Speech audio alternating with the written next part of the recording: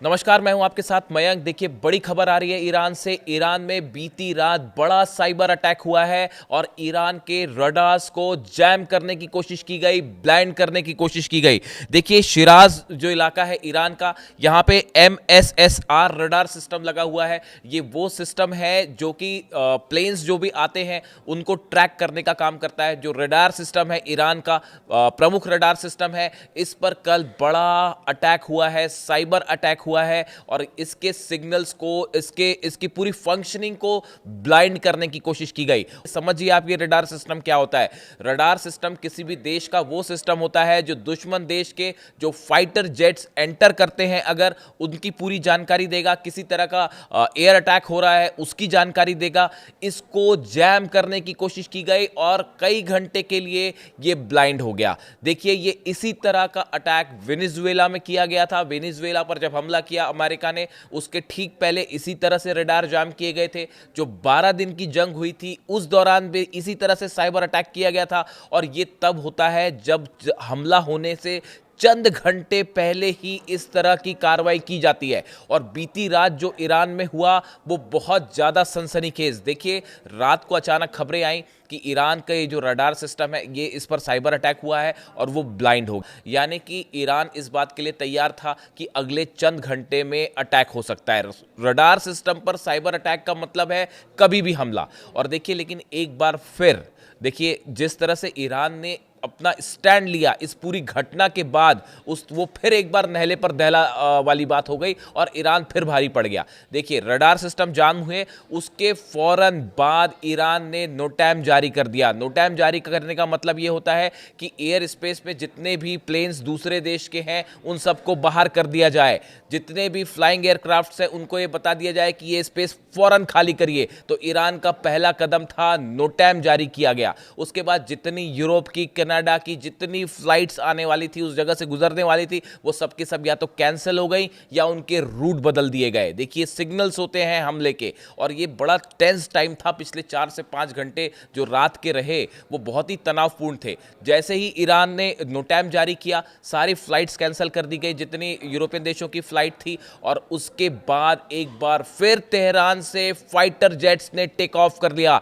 जितनी missile launch pads पे लगी थी उनको अलर्ट कर दिया गया और यह आदेश दे दिया गया कि अगर कोई भी अनआइडेंटिफाइड प्लेन ईरान के एयर स्पेस में अंदर आता है उसको शॉट डाउन कर दीजिए। देखिए, यह बहुत बड़ा फैसला था जो कि ईरान की तरफ से लिया गया।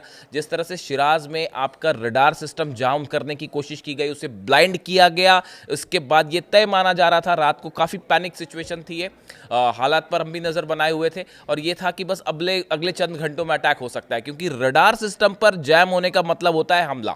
और उसके लिए ईरान ने इतना एग्रेसिव अप्रोच लिया। सबसे पहले नोटैम जारी किया, जितने एयरप्लेन्स थे स्पेस में, एयर स्पेस में, उनको बाहर किया गया। उसके तुरंत बाद जो है ईरान के फाइटर जेट्स ने भी टेक ऑफ कर लिया कि अगर किसी तरह के दुश्मन देश के या अमेरिका के जेट्स अंदर आते हैं तो उनको हवा में जो है सीधा इंगेज किया जाए उनको। और उसके साथ ही जितने मिसाइल्स हैं लॉन्च पैड्स पे लगे हैं उनको रेडी कर दिया गया था, बिल्कुल ट्रिगर मोड में, कि बटन दबी और फायर। इसके बाद देखिए, कल एक बहुत बड़ी खबर है ईरान से। कल पहली बार इस बात के सिग्नल्स आए कि ईरान ने अपना जो S-400 सिस्टम रशिया की तरफ से मिला है वो डिप्लॉय हो चुका है। और वो इस रडार सिस्टम के जैम होने के बाद इस तरह की खबरें आई। और S-400 को लेकर एक अलर्ट मोड दिखाई दिया। ये दिखाई दिया कि ईरान ने जो है वो अपने बॉर्डर्स के कई इलाकों पे, कई शहरों के आसपास जो न्यूक्लियर स्टेशन है उसके आसपास S-400 तैनात कर रखा है। और जैसे ये रडार सिस्टम जैम हुआ, ब्लाइंड हुआ, उसके बाद ये खबरें आने लगी कि S-400 सिस्टम्स जो हैं उनको फौरन एक्टिवेट कर दिया गया है। इस तरह की खबरें आई। यानी कल आप देखिए, कल ये पहला मौका था जब S-400 को एक्टिवेट करने की खबरें आई हैं। देखिए, अब तक इस तरह की दावे हुए कि बातें हुई कि रूस ने जो है S-400 सिस्टम दिया है, उसको कई जगह तैनात किया गया है, लेकिन वो एक्टिवेट होने की खबरें कल पहली बार आई हैं ईरान से, जो इस ओर इशारा कर रही हैं कि ईरान को इस बात का कंफर्मेशन दे रही है कि S-400 तैनात है। देखिए, मैंने अपने पिछले वीडियो में आपको बताया था कि किस तरह से पिछले 5 दिनों में 2 मौके ऐसे आए जब अमेरिकन जेट्स ईरान के एयर स्पेस के करीब गए लेकिन हमला नहीं किया और वापस लौट आए।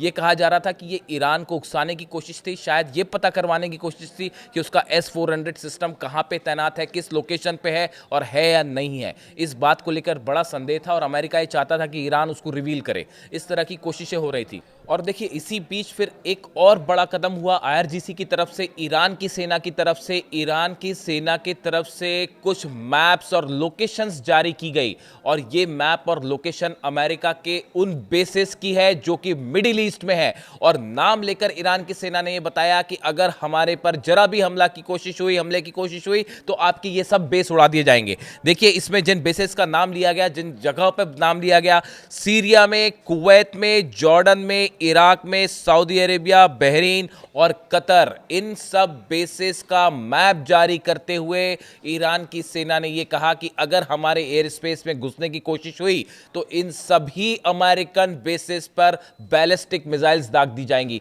700 से ज्यादा गदर मिसाइल्स जो है, 700 से ज्यादा खैबर मिसाइल्स जो है वो बॉर्डर पर तैनात कर दी गई हैं और उनके निशाने पर अमेरिकन बेसिस हैं। यानी एक बार फिर देखिए जिस तरह से रडार अटैक हुआ ईरान पे, उसके बाद ईरान ने एक बार फिर एग्रेसिव स्टैंड लिया और उसका फौरन जवाब देते हुए नोटैम जारी कर दिया। अपने जो है S-400 एक्टिवेट कर दिए गए, फ्लाइट्स ने तेहरान से टेक ऑफ कर दिया। यानी किसी भी तरह के संभावित हमले से निपटने के लिए ईरान की जबरदस्त तैयारी देखने को मिली। देखिए पूरे इलाके में अमेरिकन फोर्सेस का बड़ा मूवमेंट है, बहुत बड़ा मूवमेंट है, ईरान को घेरने की कोशिश हो रही है। उसके बाद देखिए दो तरह के स्टेप होते हैं, एक होता है डिफेंसिव स्टेप, एक होते हैं एग्रेसिव स्टेप्स।